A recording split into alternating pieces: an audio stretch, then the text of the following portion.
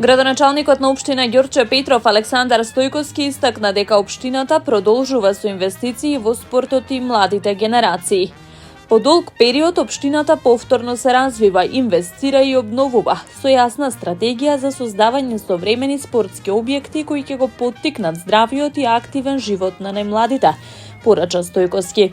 Во рамките на оваа визија неодамна беше завршена реконструкцијата на спортскиот терен во училиштето Димитар Поп Ѓорѓиев Беровски, каде што е поставена нова тартан подлога на површина од 650 метри квадратни, известуваат од општината, сподели денеска првиот човек на Ѓорче Петров. Во изминатиот период извршивме реконструкција на речиси сите спортско-рекреативни терени во нашата општина. Работевме на подобрување на условите за спорт и рекреација во населбата Даме Груев, со поставување на 650 метри квадратни нова тартан подлога.